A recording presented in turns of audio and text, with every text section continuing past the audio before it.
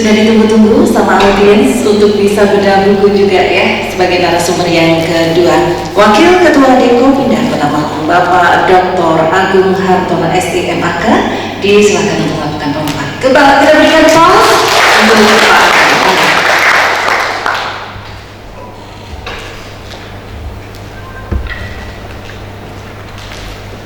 Bismillahirrahmanirrahim. Assalamualaikum warahmatullahi wabarakatuh. Alhamdulillahirrahmanirrahim. Salatu wassalamu ala asyrofil anbiya'i wal mursalin wa ala alihi wa sahbihi. Yang saya hormati Ibu Ketua DKOP, Ibu Ketua Umum dilengkapi oleh Pak Ketua Umum, Ibu Dr. Intan. Tapi dengan Bu Intan ini saya kenal sejak kecil ya. Sejak kecil Bu Intan ini satu kamar dengan istri saya, Pak Gunai siswa.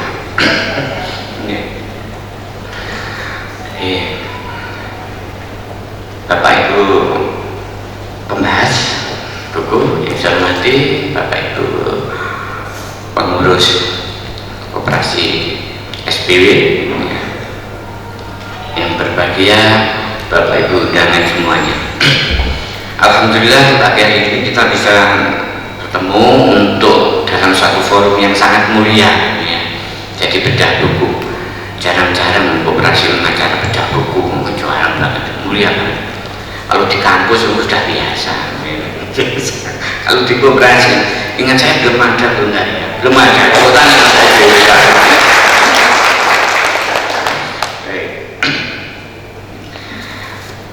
Bapak Ibu, saya mendapat buku ini hari Sabtu pagi ya, Sabtu pagi jam 8 sore ya, karena itu kebetulan ada aktivitas ya, oleh mingguan ini saya baca berdua buku ini. Ternyata enak Bapak Ibu ya, enak dibaca ya, tepuk tangan. Jadi semalam 2 buku katam ya, semalam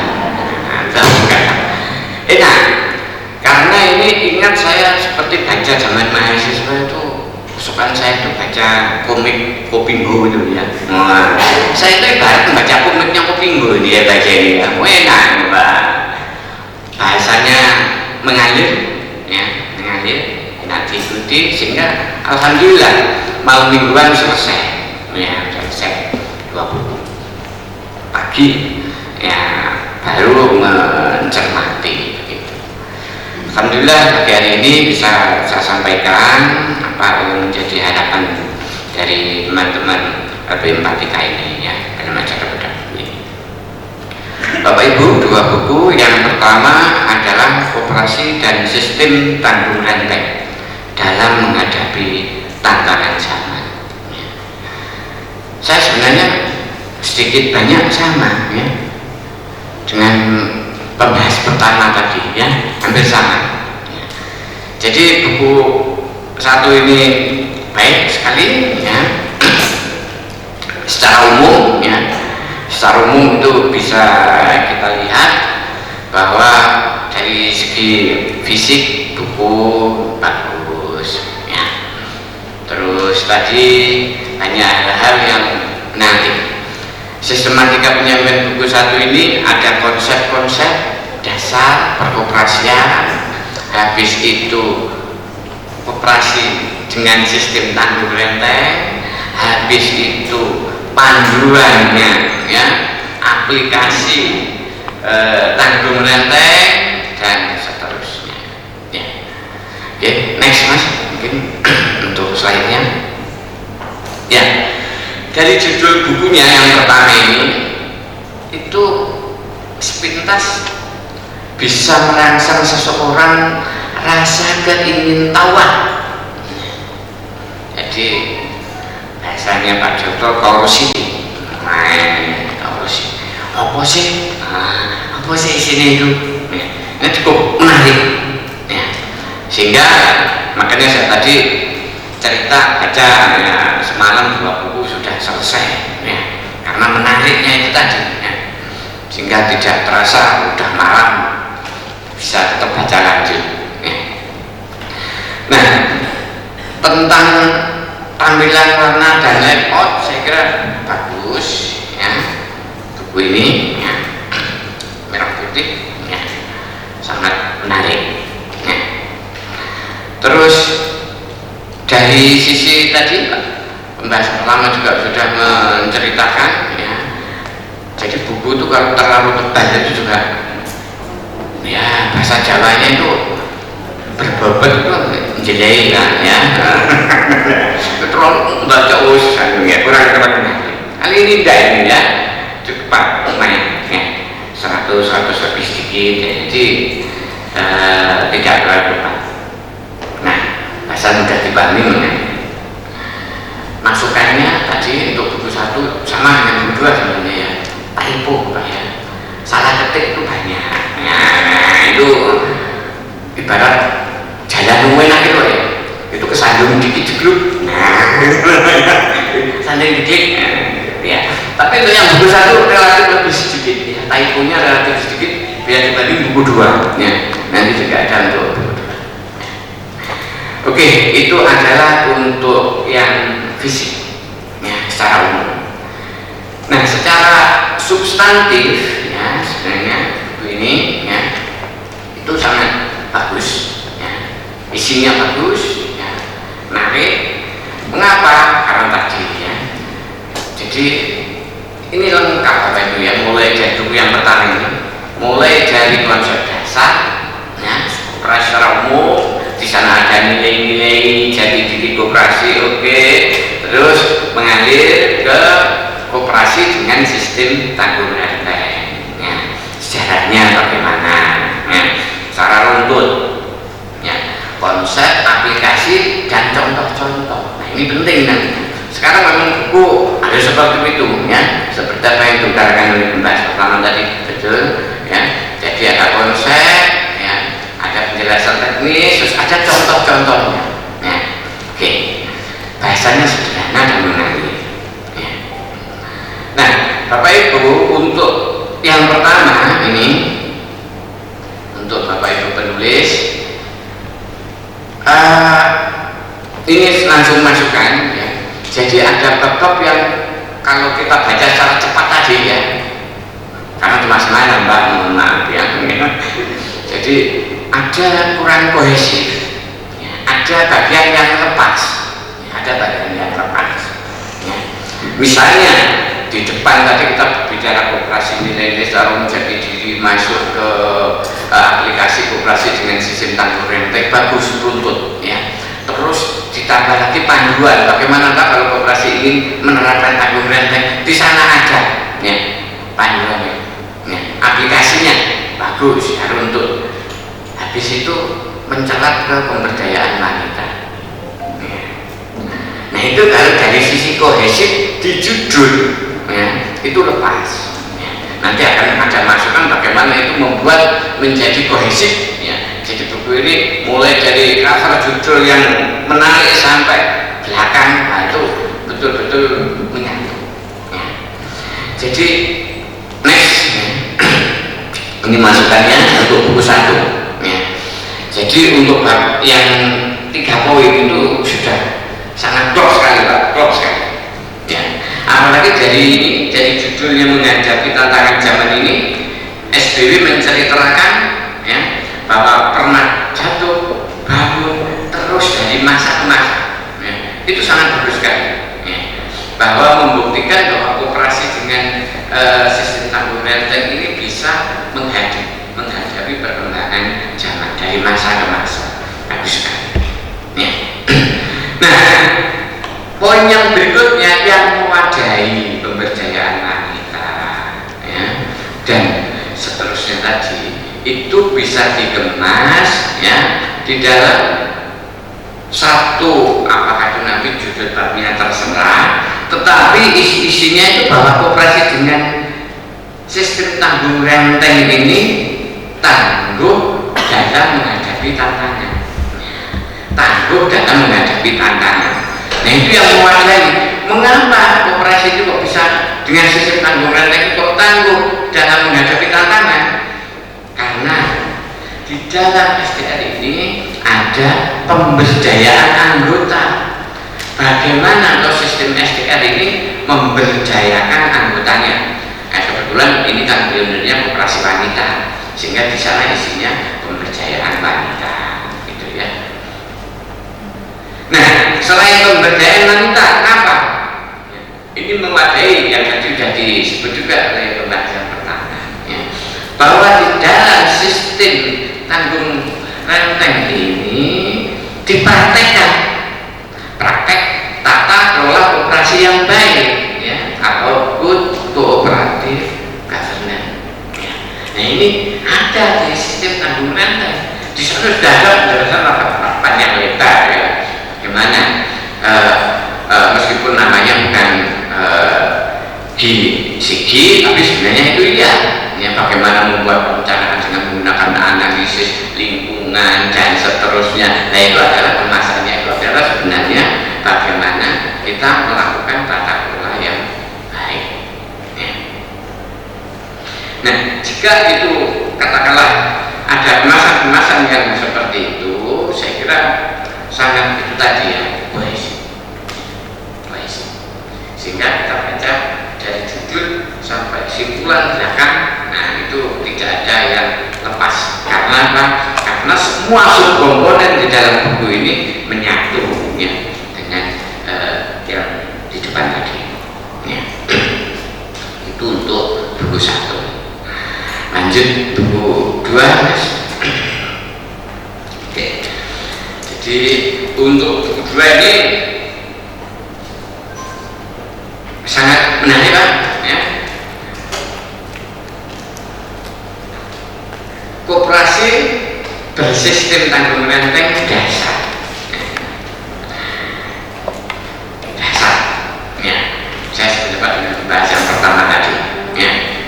Jadi pemahaman saya, nanti kalau kurang pas mohon diluruskan oleh bapak-bapak penulis, ya. Jadi yang dasar ini adalah koperasi dengan bersistem tanggung renteng, ya. Itu dasar. Begitu ya, betul ya. Nah, mengapa ini sangat menarik dan saya setuju dengan si buku ini, setuju, ya, bahwa koperasi dengan sistem tanggung renteng itu sebuah praktek, ya, salah satu praktek berkoperasi yang baik, ya, dasar. Secara teknis sama, ya, secara umum buku tampilannya menarik dan seterusnya sama, ya. Ini penulisannya banyak, typo banyak, sangat banyak kali yang ini, ya, lebih banyak daripada buku yang pertama. Yang kedua ini, Pak, dalam penulisan ini dari sisi bahasa, ya, mohon maaf. Jadi kalau bahasa-bahasa karya ilmiah populer biasanya tidak banyak dituntut, ya. Kalau buku, salah satu buku akademik begitu bisa, ya, itu biasanya dituntut bagaimana penulisannya menggunakan tata bahasa yang baik, ya. Misalnya kata dan itu kalau digunakan di awal kalimat itu biasanya kurang pas, ya. Kata yang, nah di sini banyak sekali, ya.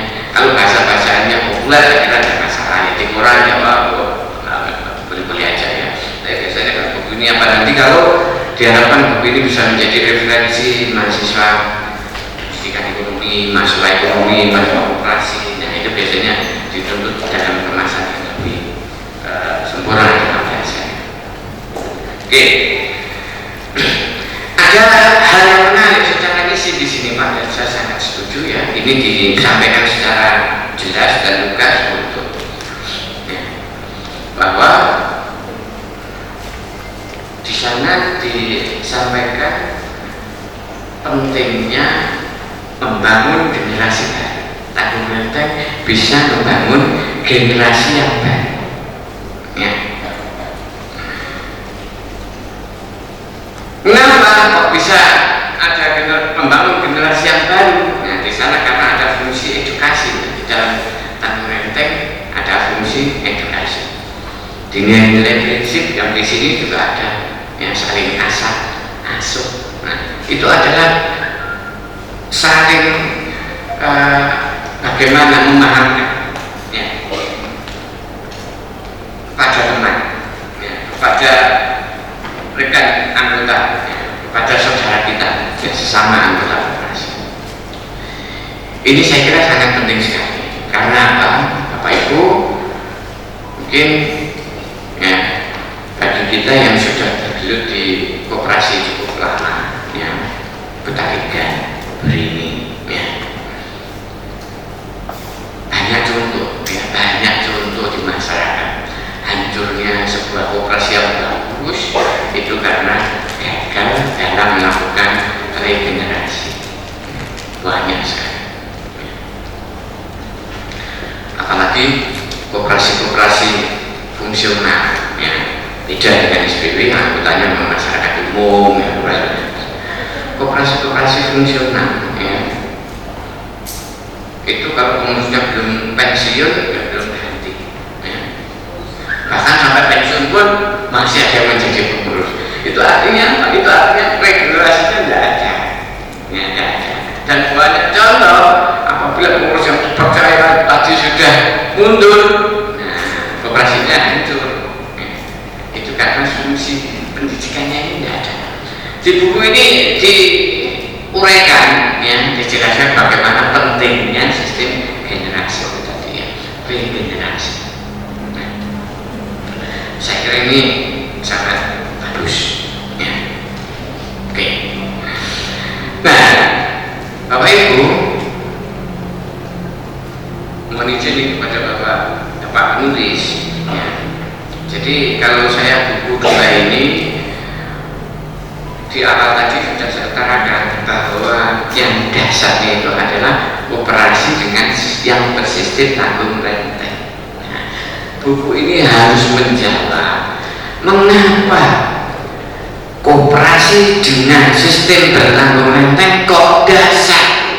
Nah, ini kurang terjawab, sudah ada tetapi kurang dasarnya kurang nampak, ya. Nah, untuk menampakkannya itu bagaimana? Karena ini benar dasarnya itu tampak, ya.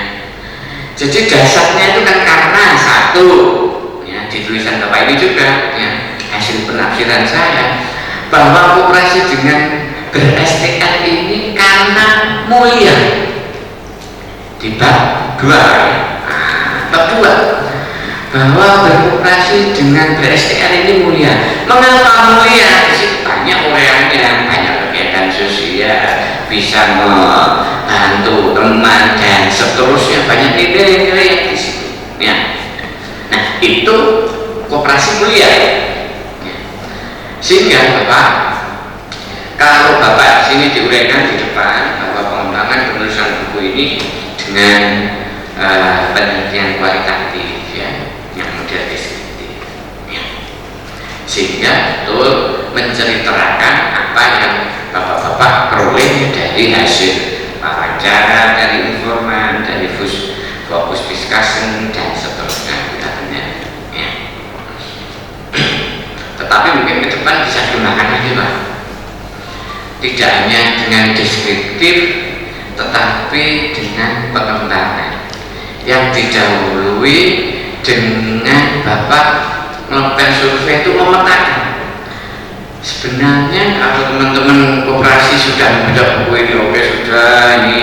Nah, koperasi yang bersistem tanggung renteng itu yang dibutuhkan apa? Nah, itu dilakukan survei, dipetakan.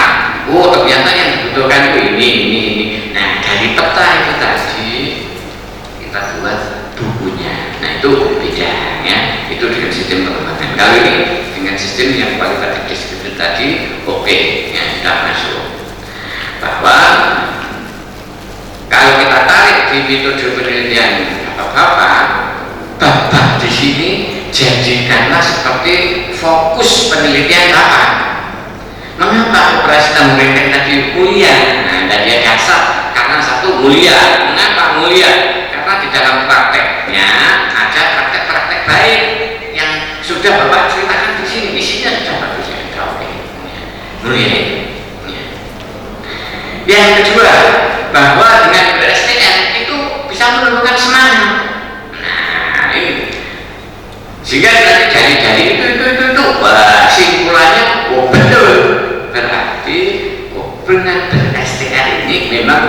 betul-betul dahsyat. Nah, itu ya. Nah, selain bersemangat itu tadi ya, ini tadi yang di awal tadi sudah saya utarakan bahwa dengan ber-SDR itu fungsi edukasi ya, di dalam berkoperasi itu berjalan dengan baik. Nah, tentunya ya, edukasi yang bagaimana? Nah, itu perlu khusus yang ini karena memang saya tertarik ya untuk yang beredukasi dan generasi, karena memang keberhasilan yang kita capai sekarang itu tidak akan ada apa-apanya Bapak Ibu kalau tidak ada generasi menerus ya. Ini sangat penting sekali ya. Dan saya sependapat dengan penulis bahwa koperasi banyak yang apa Pak?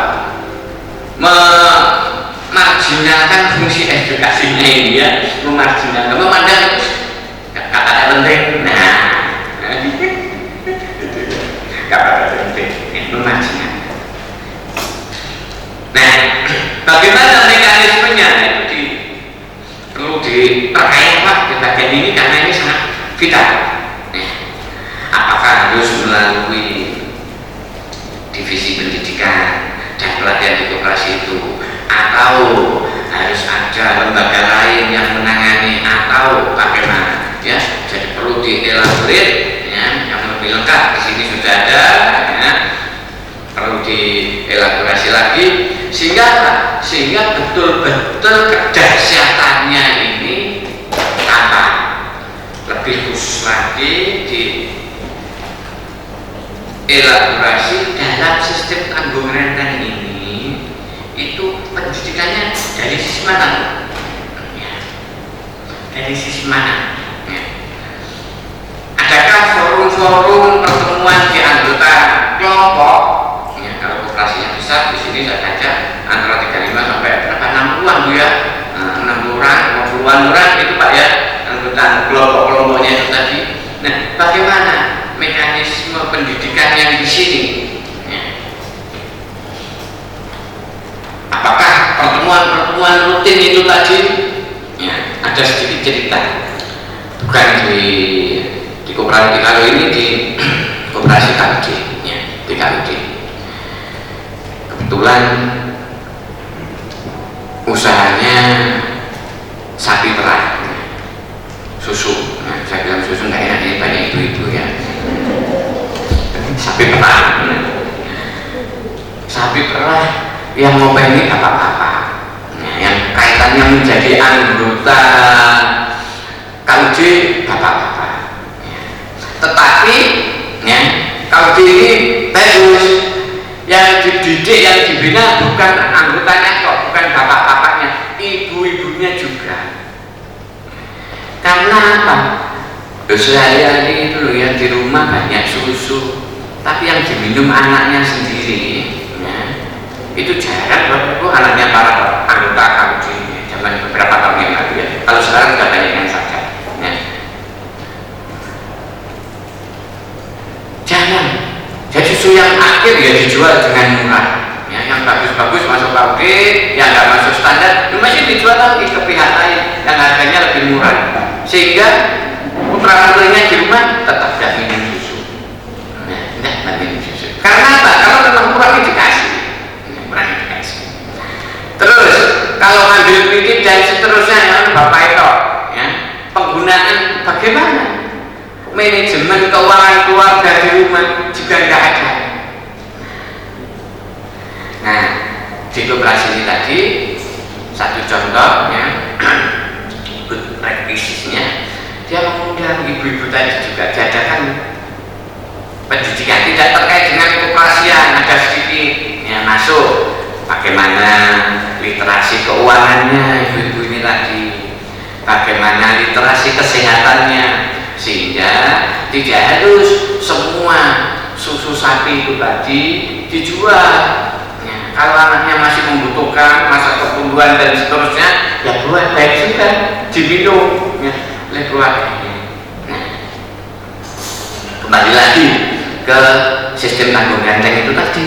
Nah, bagaimana ini pendidikan yang tadi bisa saya yakin bahwa mungkin sudah terjadi di praktek kelompok-kelompok koperasi yang tanggung renteng tadi, anggota kelompok-kelompok kecilnya saya yakin sudah terjadi.